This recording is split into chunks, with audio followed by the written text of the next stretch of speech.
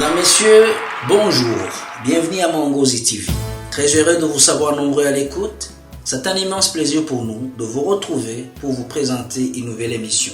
Mangozi TV vous présente des émissions qui s'adressent essentiellement à la jeunesse africaine, qu'elle soit sur le continent ou éparpillée au sein de la diaspora, dans une perspective de développement socio-économique pour notre cher continent. Chaque année, en cette période de fin d'année, un peu partout dans le monde, la joie s'olit sur les visages des humains. Nous célébrons Noël et les fêtes de fin d'année. Les familles se réunissent pour échanger et partager. C'est le bonheur.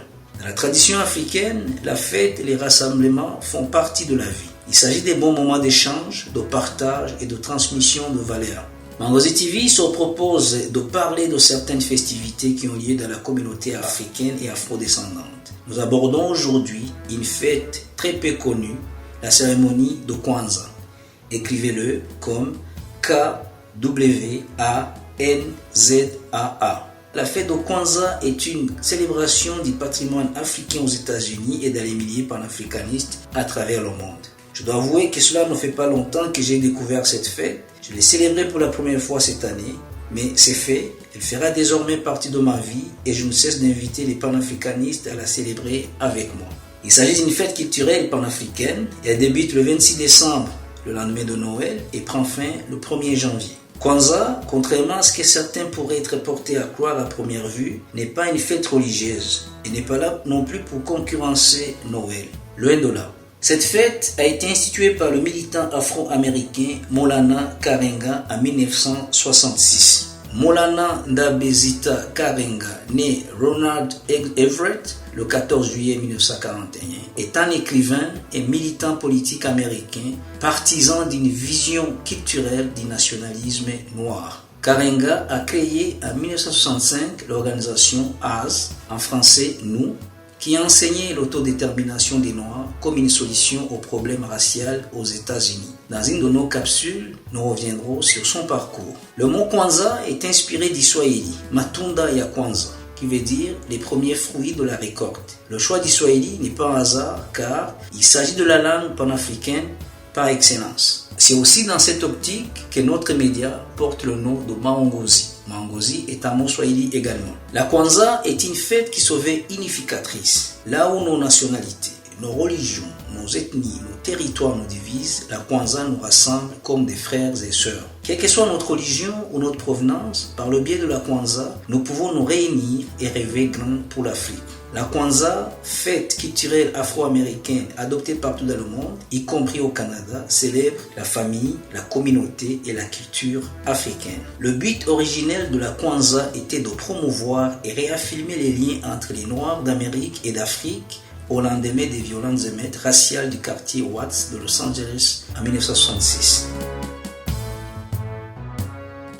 La fête dure 7 jours et inclut les festivals traditionnels des moissons africains et fait appel à des activités culturelles qui ont lieu un peu partout dans le monde. Puisqu'il n'y avait que 6 lettres dans le mot Kwanzaa, un deuxième A fut rajouté pour que le mot se compose de 7 lettres et corresponde ainsi aux 7 principes Kwanzaa qui sont 1. Umoja, l'unité. C'est ce qui manque cruellement au peuple africain et sans l'unité, il n'y aura rien. L'unité panafricaine est le but ultime du panafricanisme. Le peuple africain doit s'unir ou continuer à périr. 2. Kudichagulia, comprenez l'autodétermination. Nous ne pouvons rien réaliser si d'autres effectuent les choix à notre place. 3. Ujima, le travail collectif et responsabilité. La construction et le maintien de notre collectivité et faire des problèmes de nos frères et sœurs nos propres problèmes afin de les résoudre ensemble. Ujamaa, la coopération économique, notamment dans la construction et le maintien de nos propres magasins et d'autres entreprises et en bénéficier ensemble. Nia, le but, avoir une vocation commune de construire et de développer notre communauté et attribuer les lettres de noblesse à ces traditions. Kuumba, la créativité et l'innovation. Faire tout ce qui est à notre pouvoir pour laisser notre collectivité plus jolie et plus bénéfique que nous l'avons trouvée. 7. Imani, la foi dans nos cœurs et la confiance en notre peuple, nos parents, nos enseignants, nos leaders, de la grandeur de notre lutte et la certitude de notre victoire. Ces 7 symboles mis en évidence pendant la fête de Kwanzaa représentent des valeurs communautaires. Un tapis en paille qui symbolise la fondation de la communauté, des fruits et des légumes qui symbolisent l'abondance, ainsi que du maïs qui symbolise la croissance et la prospérité. Une tasse pour représenter le partage, une kinara ou un bougeoir à cette branche et des cadeaux faits maison pour représenter la créativité et l'intention. Le 7e symbole est représenté par les bougies. 3 rouges, 3 vertes et une bougie noire pour représenter les couleurs du drapeau panafricain, lui-même symbolisant l'unité des peuples africains. Pour ne pas que les valeurs et la signification de la fête de Kwanzaa se fondent dans celles des autres fêtes qui ont lieu à la même époque et pour veiller à ce que le principe de Kudichagulia ou autodétermination soit bien présent, de nombreuses familles célèbrent la fête de Kwanzaa en plus d'autres fêtes comme Noël ou autres célébrations qui leur sont propres.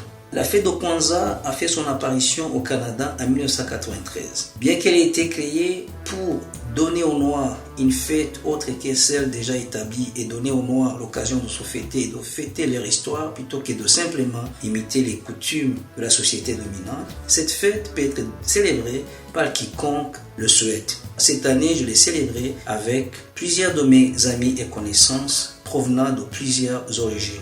Les personnes qui célèbrent la Kwanzaa décorent leur maison avec des tapis de paille, des épis de maïs et des tissus colorés africains. Au 7e jour, tout le monde se réunit autour d'un repas, en famille ou entre amis, et on se salue en disant « Habari gani » qui signifie « Quelles sont vos nouvelles? Comment vas-tu » Nous avons présenté cette capsule portant sur les cérémonies de Kwanzaa, une fête qui nous ressemble, rassemble et nous unit autour de nos valeurs. Si vous avez aimé notre présentation, partagez-la. Mais aussi et surtout, abonnez-vous à notre chaîne. Merci à l'équipe qui met en chantier la caméra et la prise du son, à Médé Patrick à la réalisation. Un immense merci à vous tous, fidèles téléspectateurs. C'est grâce à vous que l'aventure se poursuit. Mon nom est Pierre Claver Nyomuru. Au plaisir de vous retrouver.